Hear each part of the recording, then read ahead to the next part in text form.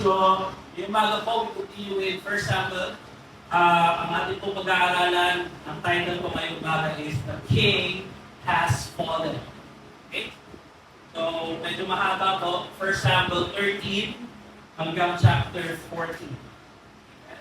So, titignan po natin, we are already in the second major division of 1 Samuel.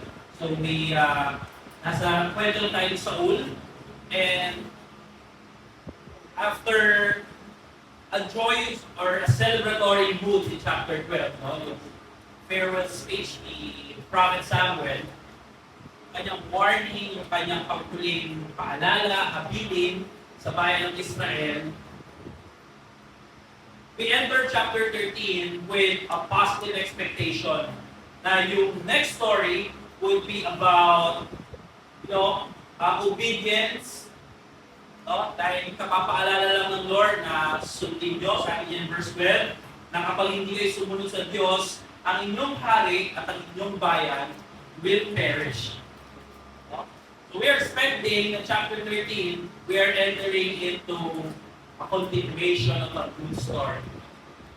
But instead, we are introduced to a new character. Amen? So, atong bagay po ang titignan natin ngayong umaga. Number one is failure in obedience led to foolish sacrifice. Kanyang failure to obedience, yung kanyang pagkakamali, led to a foolish sacrifice.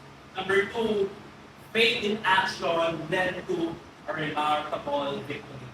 So yung may pananampalataya na may gawa led to a remarkable victory.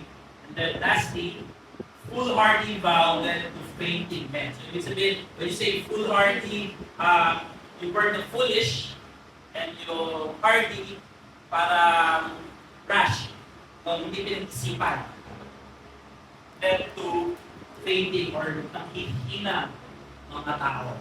Amen? And so, ngayong umaga po ay number one, we go to 1 Samuel 13:1. No? So sabi dito, Samuel ay isang taong gulang nang siya'y magsimulang maghari at siya'y naghari at 2 taon sa Israel. Amen? So, nakikita natin dito na yung verse 1 and verse 2 ay pumili si Saul ng 3,000 lalaki sa Israel. Yan. And then in verse 3, nakikita natin dito yung unang victory with Jonathan. So we are now introduced to a new character. Si Jonathan, anak ni King Saul. Okay? So yung unang victory, sabi in verse 3, ay ginapi ni Jonathan ang tanggulan ng mga Pilisteo na nasa Geba at ito ay napalitan ng mga Pilisteo. No? So ngayong umaga, we read Hebrews 11:1. Hebrews 11:1, sabi nila is the closest definition to what? Faith. No? So ngayong umaga, mga kapatid, tignan natin ano yung klase ng pananampalataya. No? Kasi 13:14 speaks of two characters, King Saul and Jonathan. No? So in chapter 13, may ito natin yung setting. Meron dito na ginapi ni Jonathan ang tanggulan ng mga Pilisteo. Okay? So makikita natin dito mga kapatid na yung pagkapanalo ni Jonathan started the battle between the Philistines and the Israelites. No? So ngayong umaga, let's look at those two characters, Saul at si Jonathan. And hopefully matapos natin siya ng pagbilis. No? So, ano yung situation ng first scene? So, tatlo yung scene dito. Battle ni Saul, yung battle ni Jonathan, and then yung last. No? So, tatlo yung sinabi ng 13 and 14. So, we are given the situation. So, 3,000 yung army ni King Saul. Okay? Now, pagtalon natin sa verse 5,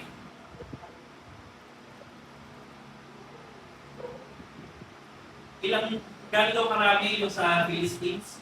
Sabi doon, 30,000 chariots. 6,000 horsemen, cavalry. And in explain ng author, and troops like the sand on the seashore. So it's a figure of speech, ibig sabihin, sobrang dami, hindi maghina. Versus 3,000. So yun yung unang situation. Number 2, ano yung sabi sa verse 6? Nung makita ng mga kalalakihan ng Israel na sila ay nasa kagipitan, anong ginawa? Nagtago sila sa mga yungin, mga luga, patuhan, mga libingan, at sa mga bago. So, the number, 3,000 versus thousands, no? Hindi mabilang. Then number 2, yung mga tauhan ni Saul, natakot, nagtago. And then, ano pa yung situation ni Saul? Verse 8, siya ay naghintay ng 7 araw ayon sa panahong itinakda ni Samuel. Ngunit si Samuel ay hindi pa dumating sa Gilgal. No? So, ito mga kapatid, yung situation or yung story, yung setting, na sa dami ng kanilang army, lugi. Sa mga tauhan ni Saul, takot. Kasi Samuel, wala pa. Ano yung response ni Saul? Ano yung ginawa ni Saul? Kay Saul. Verse 9, kaya sinabi ni Saul, dalhin niyo dito ang mga handog na susulubin at handog ng pangkapayapaan at kanyang ihalay ang handog na sinusunog. So before they go to battle, yung priest would offer, would burn offering.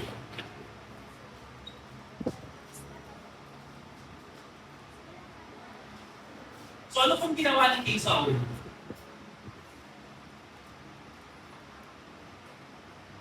He offered the sacrifice himself.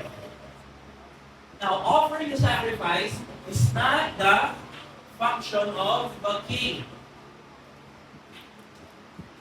Trabaho ni Samuel yun. So, anong ginawa ni Saul? King Saul put matters in his own hands. Amen? So, makikita natin mga kapatid, yung situation kung nasaan si King Saul are things that are reality at the moment. No? Dami ng kaaway, yung mga tao sa kanyang paligid, yung circumstances niya, yung situation niya. And time. Kailangan niyong mag-antay. Mga kapatid, don't you think that's the same problem we have in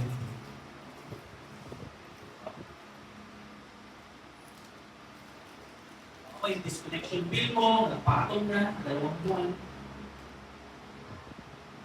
Yung pakal mo sa buhay, may sakit. Tuloy pa kung lumalala yung sakit. Kalagyan mo ng bigas, mahubos na. Those are things that we can see. Di po ba? Yun yung mga reality ng buhay na araw-araw natin nakikita.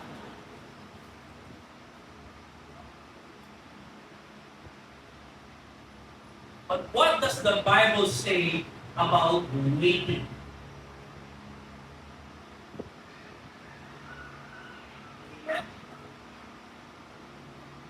Sabi in Psalm 46:10, be still.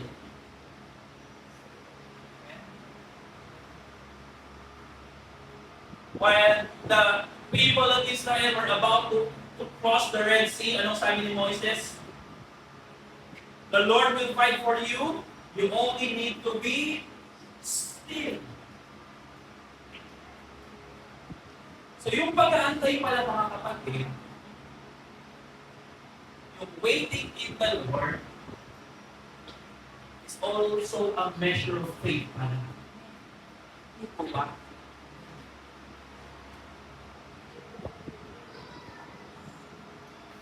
Pag andyan na yung problema mo, Anong sabi ng Biblia? Wait on the Lord. Be still. Ang problema, tayo ay mga iniipit. Di ba ba?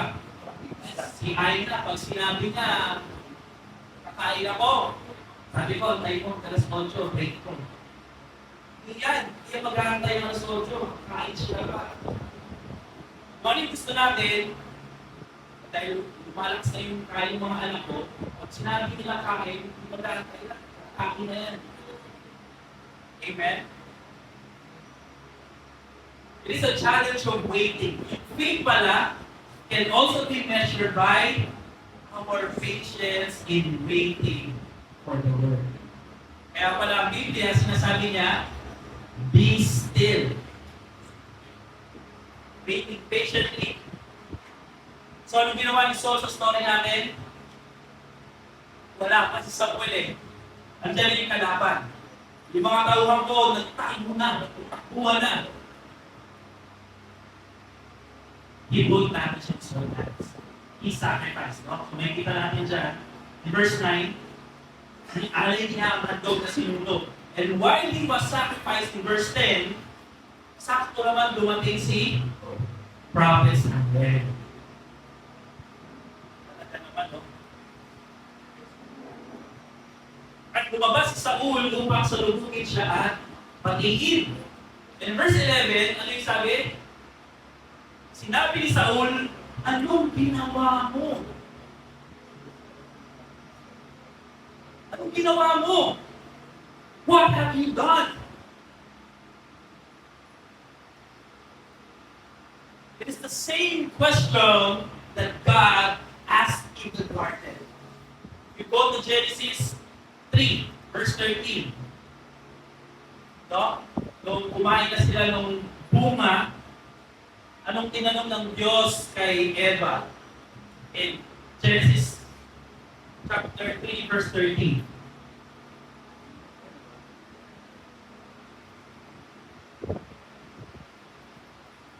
And the Lord God said to the woman, what is this that you have done?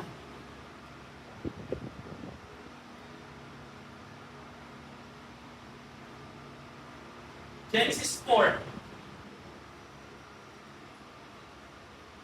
4 verse 20.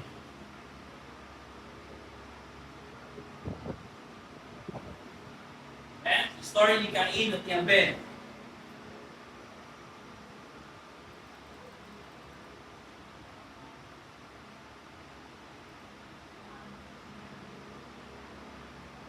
Genesis 4. Verse 10. Genesis 4 verse 10, sabi niya, at sinabi ng Panginoon kay Cain, nasaan si Abel na iyong kapatid? No? So kung mapapansin natin, yung read ng Genesis 2, di ba hinanap niya rin si Adam? So in Genesis 4, yung continuation of sin, hinanap niya si Abel. And ano yung hinanap niya? Ano ang ginawa mo? So this same question in verse 11 is the same question that has been running through the Bible. So ibig sabihin, mga kapatid, yung ginawa ni Saul is hindi siya basta-basta, hindi siya maliit ang kasalanan. No? It's a sin of rebellion, disobedience. And ano ang ginawa ni Saul? Sinabi ni Saul, nang aking makita ng taong bayan ay humihiwalay sa akin at hindi ka dumating sa loob ng takdang araw at ang Pilisteo ay nagkatipon sa Mikmas at sinabi sa akin, ngayon lulusunin ako ng mga Pilisteo sa Gilgal at hindi ko pa nahihingi ang biyaya ng Panginoon. So anong ginawa ni Saul, mga kapatid? Blame, shifting. Parehong-pareho. The story of Genesis 3, di po ba? Sabi niya, well, I saw that the people are scattering and that you did not come on time. Sa daanan ng mga tauhan niya, Samuel, hindi ka dumating sa oras na pinag-usapan natin. And yung kalaban, ay nagtipon na sa Mikmas. So sabi niya, kailangan ko na kumilos. Amen? Ito pala nakakatakot ng mga kapatid. If there is a lack of faith. So ibig sabihin, pwede para tayo kumilos with our might and strength kapag nagkaroon tayo ng doubt. Pagkaagam-agam. Amen? So ano ba yung commanded ng Lord in verse 13 sinabi? At sinabi ni Samuel kay Saul, kahangalan ng ginawa mo. Hindi mo tinupad ang utos ng Panginoon. Pero 7 days na wala pa si Samuel na kapatid. Di ba sinunod ni Saul? Now we go into 1 Samuel 10, verse 7 to 8. Anong sabi doon? Ayan. Kapag ang tandang ito ay nangyari sa iyo, gawin mo ang anumang nakikita mong nararapat sapagkat ang Diyos ay kasama mo. Gawin mo lahat. Number 1. Number 8, ikaw ay lulusong na una sa akin sa gitna, ako'y darating sa iyo upang maghandog ng mga handog na sinuno. Maghintay ka ng 7 araw. Nagantay naman si Saul ng 7 araw. Hanggang sa ako'y dumating. So yung commandment ng Lord, in verse 13, ano yung ginawa ni Samuel? Ay Saul. Sinunod niya yung kalahati. Partial obedience, no? Sa Lord pala, hindi siya na either you obey or not. Either you disobey or obey. Walang partial.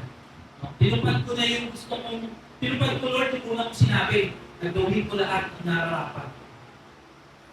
Inantay ko si Samuel. Pero hindi ko inantay si Samuel, dumating.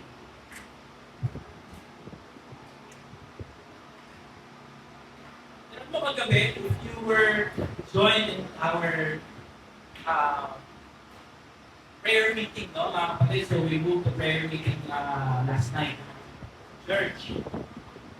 Ecclesiastes 5, verse 1 and 2. Sabi ko sa Lord kanina, Lord, parang sinaset up ko na rin sermon this morning. Because anong sabi sa Ecclesiastes 5, 1 and 2? That you listen before you sacrifice. And this is why in chapter 12, pagbasa natin paulit-ulit, that you obey the voice. Because when you do not guard your step and you do not listen, ganito ang mangyayari sa ating mga kapatid. Now in verse 2, mamaya tignan natin sa dulo. So, narutuwa nga ako kanina, parang sinet up talaga. Yung taga-inline, yung naging mensahe ng Pastor Ismael Gabi. Yung rash sacrifice and rash words. Okay, so, sabi niya, anong judgment ng Lord? Ngayon nga, hindi na magpapatuloy ang iyong kaharian. At ang Panginoon ay humanap na ng isang lalaki ayon sa kanyang sarili puso. Now the kingdom will not endure, and the Lord has sought a man after his own heart. After his own heart, no? What's the meaning of this phrase? After his own heart.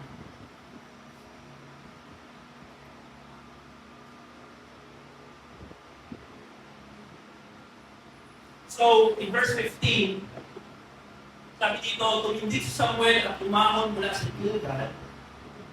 So in verse 15, not only the King Saul lost his kingship, hindi lang siya nawala ng kingship, nakikita natin yung movement ni Samuel, siya ay umalis. Even yung movement of character to a different place, anong ibig sabihin mga kapatid? That his king Saul not only lost his kingship, he also lost guidance from the Lord.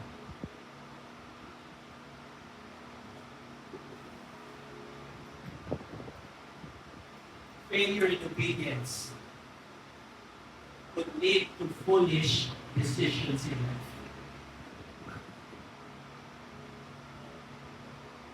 So let's go to the second character, Jonathan. So 1 Samuel 14. Okay, so earlier, nakita natin mga kapatid yung situation ni King Saul. Ano yung situation ni King Saul? Sa bilang ang kanyang army, lugi. Yung mga tauhan niya, takot. At pangatlo, hindi pa dumating si Samuel. No? So, anong problema ni King Saul? Yung mga bagay na ikita niya, and then yung numbers, yung situation, yung circumstances, and then yung time. Now, tingnan natin yung situation ni Jonathan.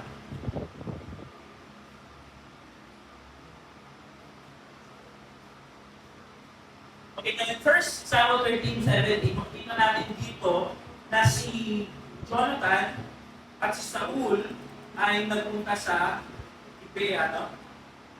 And then yung mga Pilisteo ay humimukit sa kabila, sa Mikmash. Now, sa parte ng Pilisteo, nag-set up sila ng tatlong division. Verse 17. Ang isang pangkat ay lumiko papuntang Opra. Ang isang pangkat ay nasa daan patungo sa Bet-Horon. At ang isang pangkat ay lumiko sa hangganan na palusong sa libis ng Zeboim patungo sa Ilan. No? So kung nasa Gibeah ng Benjamin, so ang ginawa ng Philistines para hindi makaingin ng tulong, they form a straight line of defense. No? So dito, tatlo, sa dito. Para hindi makatawid ang bayan ng Israel. May reinforcement, hindi sila makakatawid. So there's strategy, makikita natin. If you go to your Bible maps, makikita mo na itinatag nila yung kanilang army in a straight line, pataas, para hindi makahingi ng tulong o yung reinforcement na delay. So number one, anong situation ni Jonathan? Defenseless. No? Dahil sa raiding parties ng Philistines, yung tatlong grupo. Now in verse 19 to 23, there's an insertion of a problem. No? Sabi dito, noon ay walang pantay na matagpuan sa buong lupain ng Israel. Sapagkat sinabi ng mga Pilisteo, baka ang mga Hebreo ay gumawa ng kanila mga tampak o mga sibak. No? So ang ginagawa sa panahon nila, kapag meron silang ipapahasang mga pang-araro, palakol, at piko, nagpupunta sila sa mga Philistines. No? So yung situation na nilagay ng author is wala silang matatakbuhan. Nilagay ng author na wala silang sandata. Dahil ang sandata lang nila ay pang-farming. And then in verse 14, chapter 14, verse 1, ilan lang sila, si Jonathan at ang kanyang kabataang tagadala ng sandata. So yung kay Saul, 600 na lang yung natira, puro takot. Si Jonathan, kasama niya lang sa sarili niya at yung tagadala niya ng sandata. Dalawa. And then in verse 4,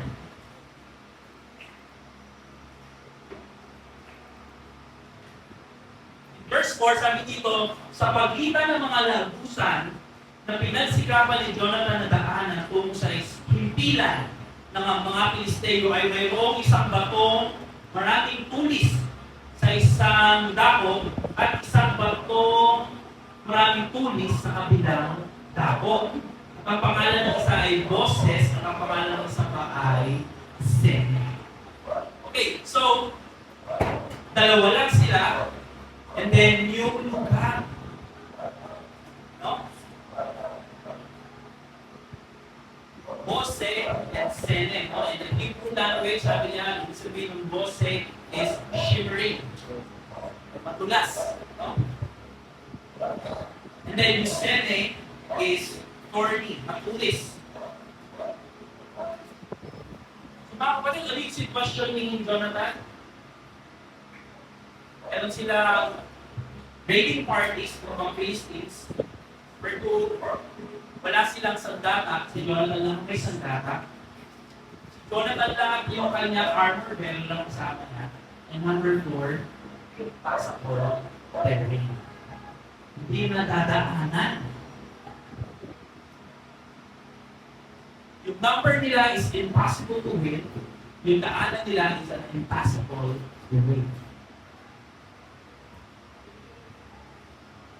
And when Saul acted in disobedience, Jonathan acted out of his faith. Now we go to what is faith. Okay? Ano ba yung pananampalataya mga kapatid? When we say na we have faith, how do we define faith? How can you say that you have a faith?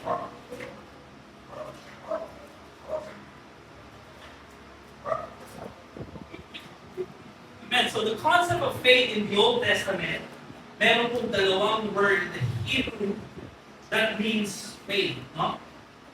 So number 1, the Hebrew word aman.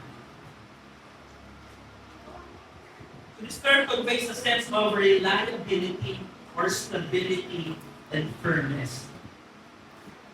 And stable. How do you know na poste ay talagang matibay? Okay? Pagkapag-fake mo yan or ipapatong mo ng mabigat, diba, in construction. How do we know na ang poste ay matibay? Diba? Papatong ka dyan, marami kang gagawin test. Diba? How do you know na yung upuan mo ngayong umaga is matibay? Upuan mo. Tama?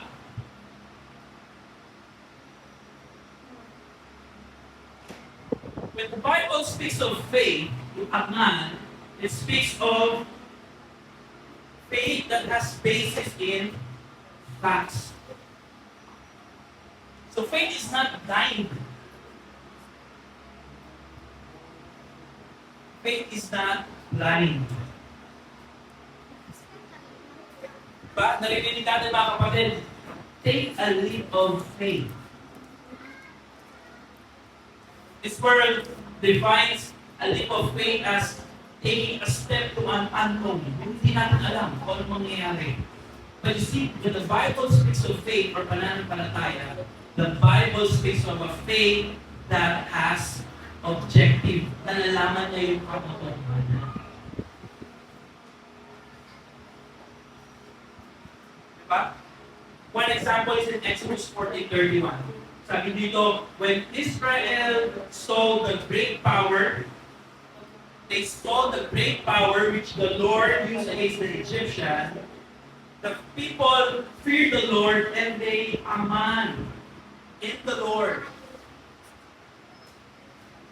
Makita natin mga kapatid na yung aman faith is something that has a basis. Kasi in this context, nakita nila that Israel saw the great power. Nung binuksan ng Diyos yung Red Sea so that they can cross.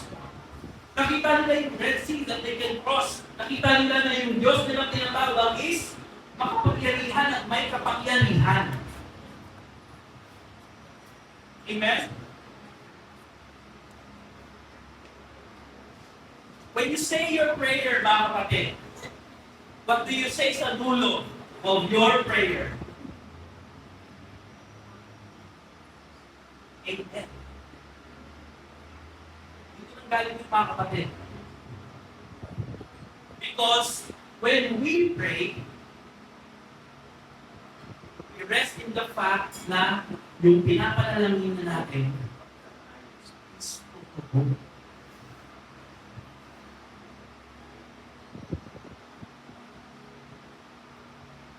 Hindi siya blind faith, mga kapatid.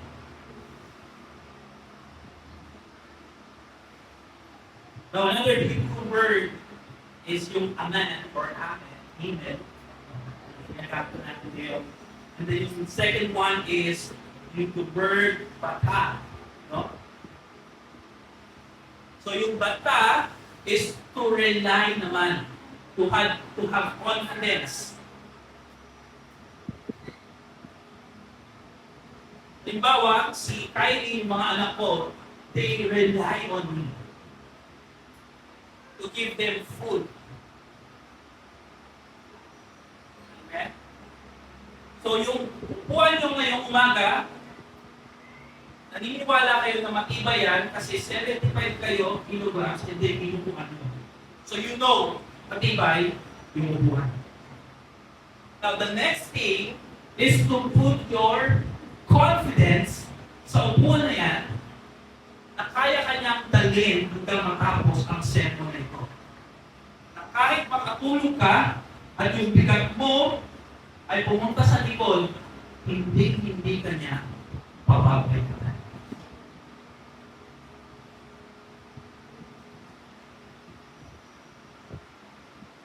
It is the act of believing in something so strong that confidence is generated from trust. And so, what is faith? Faith is resting in facts. That God is alive, that God is seen, that God is powerful, that God can help, that God is a physician, that He can heal.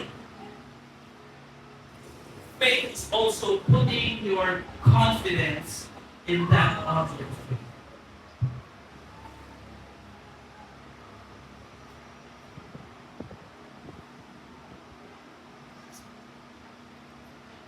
So when we speak of faith, what? God is the basis of our security. Not in our own hands.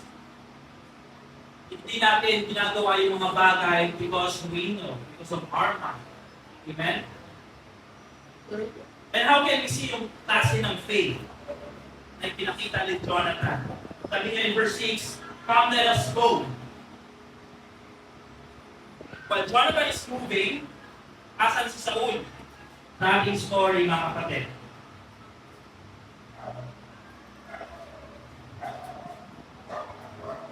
While Jonathan is moving, Saul is sitting. Diba in verse 2? In verse 2, si Saul ay namalagi sa kalatikong ng Gibea sa ilalim ng puno ng karnatan. In your English translation, Saul is sitting under a pomegranate tree. And bakit I want you to take note of that tree kasi babalikan natin yan towards the end of King Saul's life. So what is faith? Faith is moving. So Jonathan is moving while Saul is sitting. So a rejected king with a rejected kind of priest. Kita nyo, may kasama siyang priest doon. Pero ipinaliwanag ng author na yung priest ay galing sa lahi ni Eli.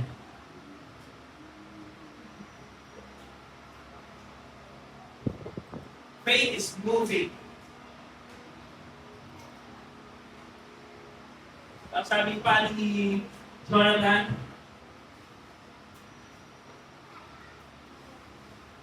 "Halika at tayo ay dumaan sa pila ng mga hindi politiko. Marahil ang Panginoon ay tutulong sa atin." Ano ba yung marahil in English? Maybe, perhaps, and we know na pag faith, sure yan, walang perhaps, walang maybe. Ay, hindi faith ko, mga kapatid. Sabi niya, marahil, or baka, perhaps. No? Faith, mga kapatid, is moving, faith in action. Number two, faith does not impose to a sovereign God. Amen? Because may malaking pagkakaiba between arrogance and confidence. So we rest in the fact that the Lord has His own thoughts. Meron siyang sarili niyang kaalaman. His thoughts are not our thoughts. Sabi natin, di ba? His ways are not our ways. So we know that God will help, but we do not impose to God like God is our ATM.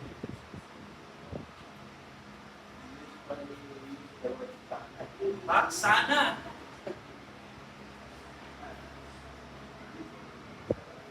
Ano yung part na yung sinabi? Ito yung pinakamaganda. For nothing can hinder the Lord from saving.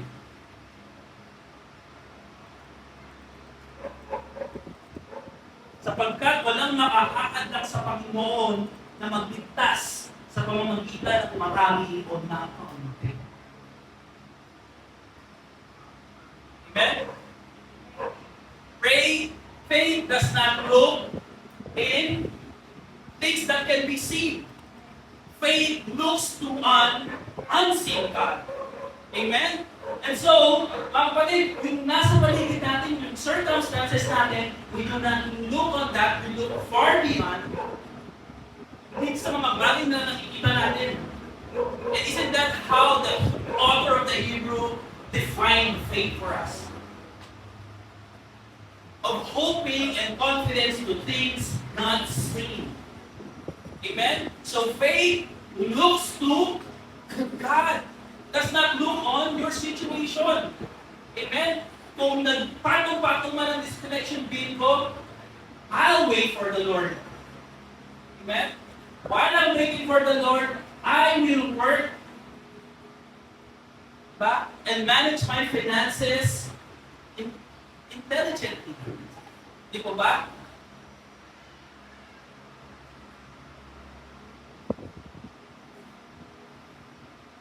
Natin yung disconnection bills natin, mga kapatid. Nagtawag ka ng student. Wait for the Lord. Do not look on your situation. Look to God.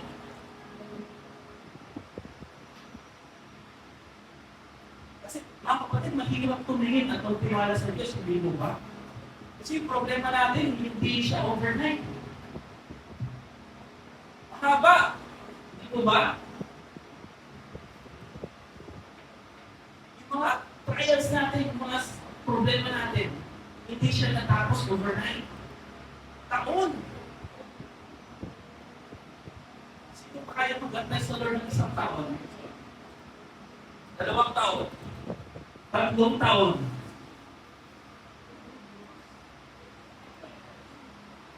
Kapatid natin ang tagal nag-antay. Pero kung pinagdalaw ng Diyos, naiwan na tayo dito sa Pilipinas. It takes waiting. Amen? But faith do not look on the physical reality of things. Faith looks on through God. Amen? And so, ano nangyari mga kapatid?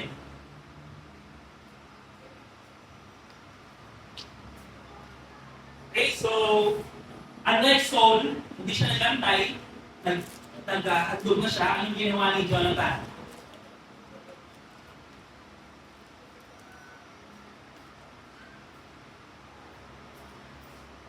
Sabi sa kanya, ito, sabi niya, so marami ng Panginoon ay tutulong sapagkat walang makakakad na magligtas sa pamamagitan ng maraming o na kakaunti. At sinabi ng kanyang tagadala sa data, gawin mo ang lahat ng nasa isip mo, ako'y kasama mo, kung ano ang nasa isip mo, ay gayon din sa akin. So balikan natin yung meaning ng after his own heart. No? So after his own heart is repeated in the answer of Jonathan's armor bearer. Sabi niya, kung ano yung naisip mo, yun ang gagawin mo at kasama ako. So doon natin makikita mga kapatid yung meaning no, after his own heart. They use the same Hebrew word. No? Na kung ano yung naisip ng Diyos, Lord, yun ang gagawin. Diba? Katulad nung sinabi ni Jonathan, puntahan namin yung mga kaaway. Okay, Jonathan, kung ano yung naisip mo, susunod sa'yo. Yun. Yan po yung meaning ng after his own heart. No? Pero ano nangyari? So after yung situation ni Jonathan, anong sagot ni Jonathan, punta natin. Sabi ni Saul, dyan yung kalaban, magkakaintog na ako. Sabi ni Jonathan,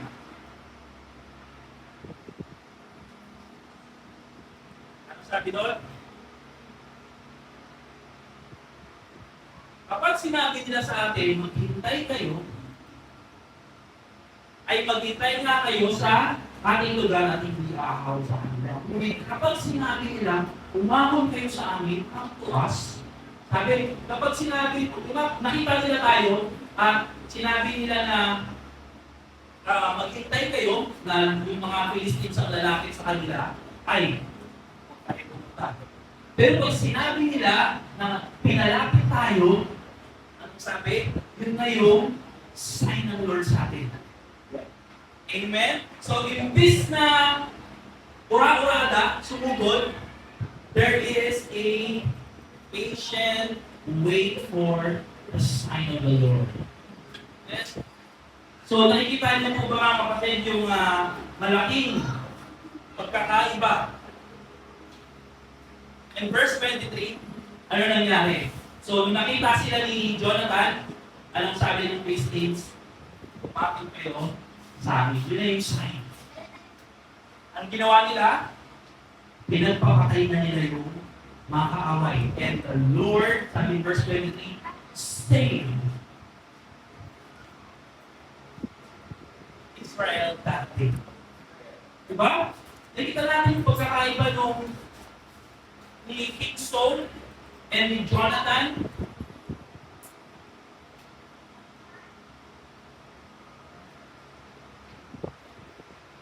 So masaya na sana, no?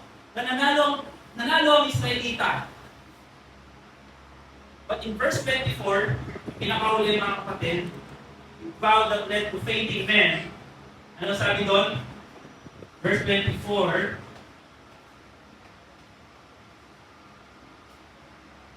mga lalaki ng Israel ay nagmamaglang, nangihina. Sumumpa sa ulo sa taong bayan sinasabi, sumpain ng taong kumain ng anumang pagkain hanggang sa pinaapunan at ako'y makaganti sa aking mga kaaway. Yeah. So back to Pastor Ismael's exhortation last night, rash sacrifice, rash words. Yung sinasabi, mag-ingat tayo. So there's wisdom. Makikita natin ngayon mga sa story ni King Saul and Jonathan. Instead of nanghina, no? So sino yung nagkos ng kahinaan ng Israel that day? Si King Saul. Diba? So far, sa story natin mga kapatid, Saul has been messing big time. Hindi po ba? Iligtas niya yung bayan niya, nag-hide agad siya, ngayon naman, nangihina yung kanyang mga tauhan dahil nagbigay siya ng isang oath or panunumpa na wala kakain, hanggang walang mahuhuling isda. No?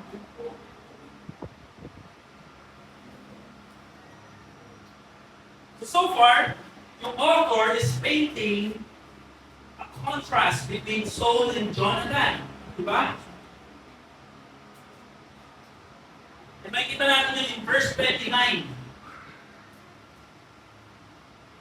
Sabi ni Jonathan, nang magkagayoy, sinabi ni Jonathan, ginugulo ng aking ama ang ulo. So sa English natin, sabi doon, that my father is bringing trouble to this land. So far, lahat ng mga pinaggagawa ni King Saul, puro nagbibigay kahirapan. Yan, sa yung wisdom, no? Then when we come to verse 29, sinabi niya doon that my father is bringing trouble. Yan, my father has trouble to land.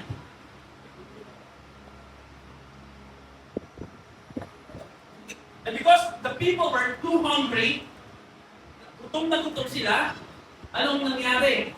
Pagdating nila sa lupain, pinagpapatay nila yung mga hayop nang hindi inaalis yung dugo. No? Which is a sin. Kasi kapag mga kapatid, what a lack of faith can do, not only to you, but to your brothers and sisters.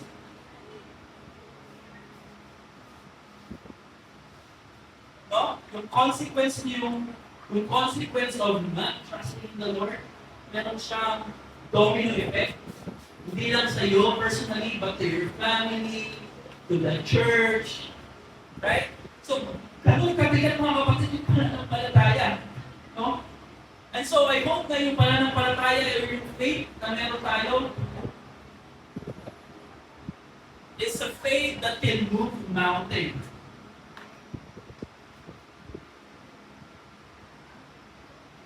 Because the people were hungry. Nagkos siya na kasalanan ng Israel. And so, ano sabi ni Saul? Hindi ako sinasagot ng Diyos. We have to plunder the Philistines. Hindi ko alam kung tutuloy tayo o hindi. Let's consult, let's call on the Lord. Pero anong sabi doon? Verse 36.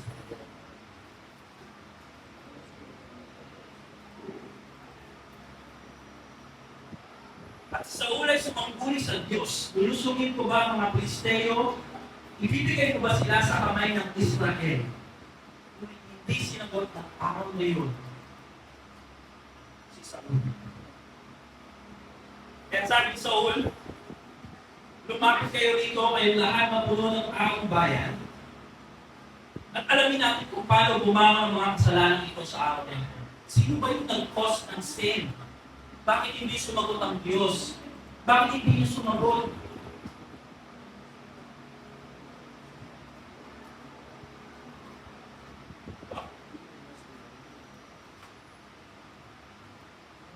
Nang tinanong ni Saul ang Panginoon, bakit hindi mo sinasagot ang iyong libro sa paros ito? Kung ang pagkakasalang ito ay nasa akin o kay Jonathan, so basically ang ginawa ni King Saul, sa isang side, yung buong bayan ng Israel, and then sa kabilang side sila, magkama. Amen? And ano yung nangyari mga kapatid? Nagpalabunutan sila.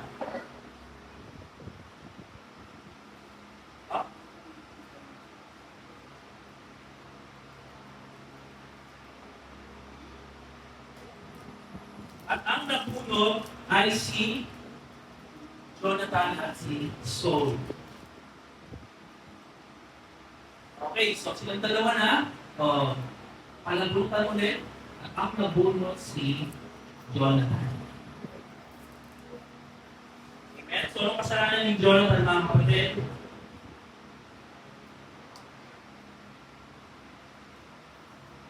At sinabi ni Jonathan sa kanya, talagang ako'y tumikim ng kaunting honey.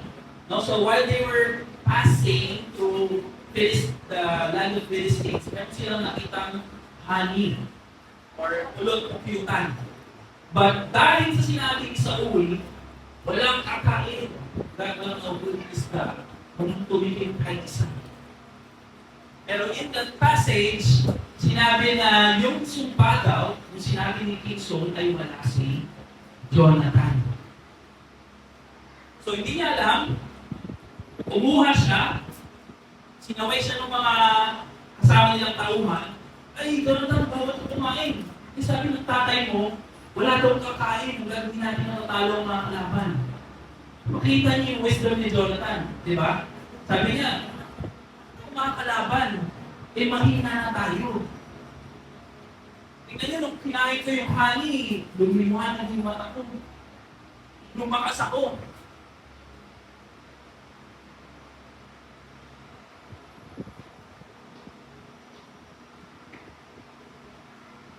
Diba? Pero, we see another foolishness of Saul. That because of his rash words, is ready to kill Jonathan. Diba?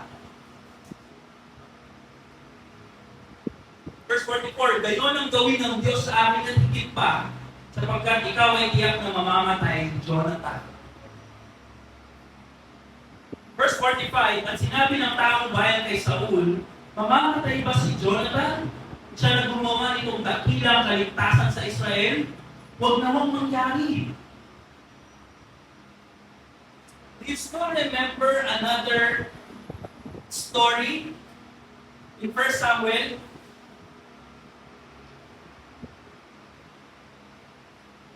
First Samuel 11, nung nanalo si Saul, ano ang sabi ng mga bayan? Sino yung nagsabing hindi si Saul ang hari? Ating patayin. Ano ang sinabi ni Saul? Walang mamamatay sa araw na ito dahil sa kaligtasan na ipinagkaloob ni Yahweh. Pagdating natin in verse 13 and chapter 14, napaligtad, hindi po ba? Si Saul na yung gustong mamatay yung kanyang anak, yung bayan ng Israel ang nagligtas sa kanila. Same grammar, no? In the original language. So there is a reversal.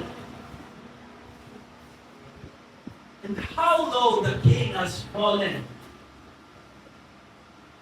because of not trusting the Lord.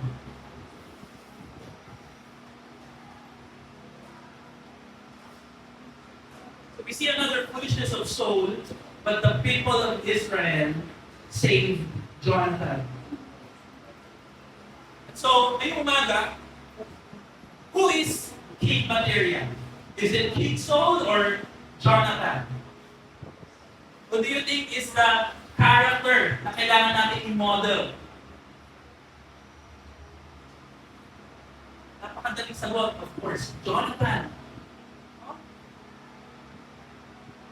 Jonathan is king material compared to his father. And Jonathan has all the right to succeed King Saul. No? Because of his faith in the Lord.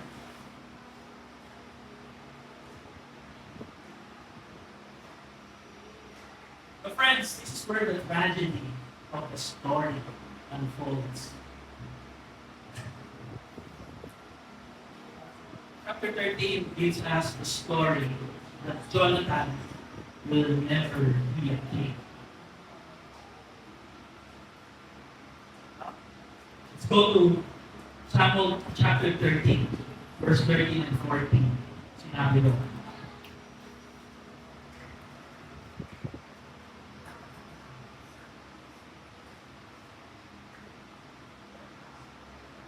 Samuel said to Saul, "You have done foolishly. You have not kept the command of the Lord your God, with which he commanded you, for then the Lord would have established your kingdom over Israel forever." And then in verse 14, "But now your kingdom shall not continue." Mga kapatid, the rejection of King Saul's lineage, Jonathan is already disqualified to be king. You see the story na natin ngayong umaga. There's joy in the celebration, but it's bittersweet dito ba? It's a sad story.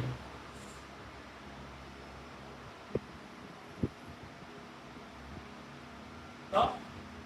That Jonathan is not fit to be a king. Because trust of his father.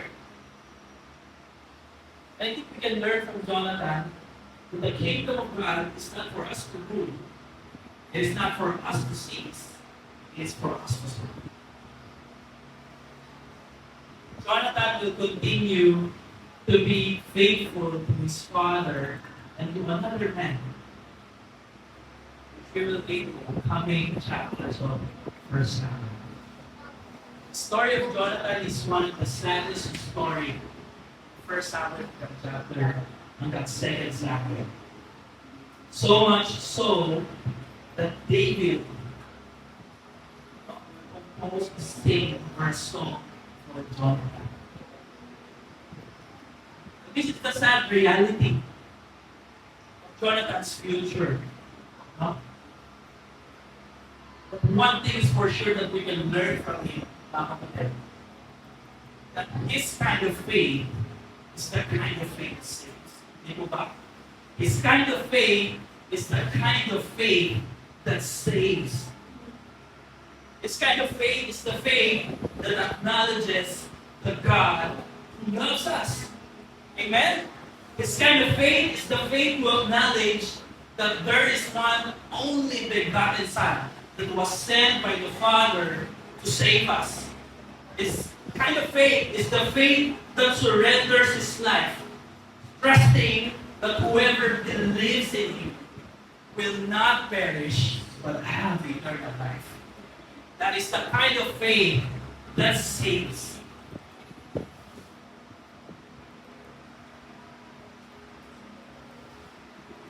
It is the kind of faith that saves us. Hindi ko ba mga kapatid?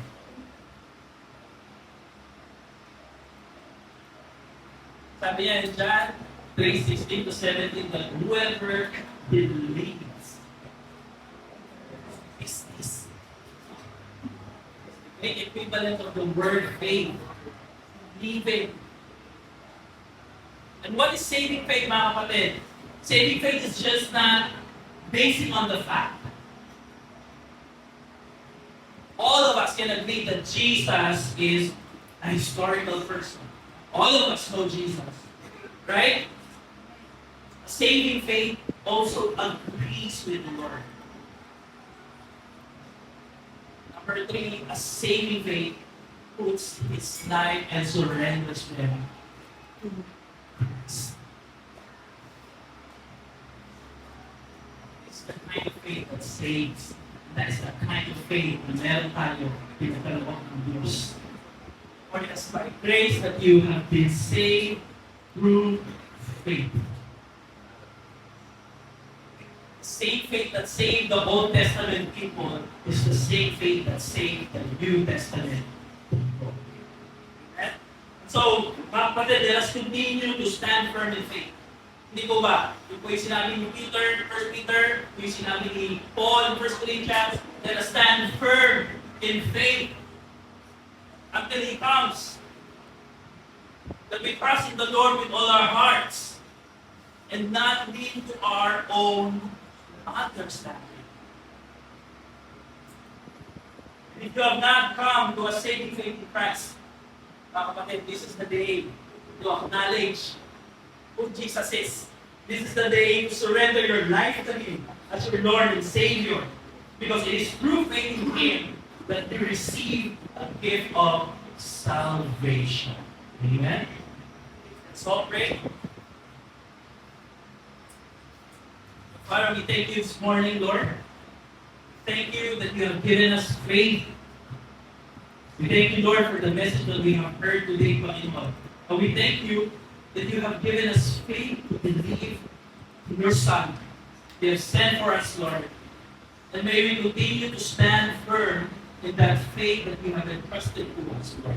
Maraming salamat, Panginoon, sa mensahe sa umaga nito. And Lord, as we depart from this place, may we always live in faith. A faith that is moving. A faith that looks to you. A faith, Lord, that waits. That is still. That patiently waits and knows that you are God. A faith that trusts and obeys you, Lord. A faith that is alive. A faith that is not dead, Panginoon. Maraming salamat, Panginoon, sapagkat pinagpaloob mo sa amin yung aming pangangailangan to be saved. So Lord, this morning I pray for your church that you continue to sustain us, Lord, so that we may be able to stand firm in faith, Panginoon. That we may be able to stand hanggang sa iyong pagpapalik, Panginoon. May we endure the race, Lord, that you have set before us, looking into Jesus, the author of salvation, the author of our faith and our salvation, Lord. Maraming salamat, O Diyos. Ito po ang aming panalangin sa pangalan ni Jesus. Amen.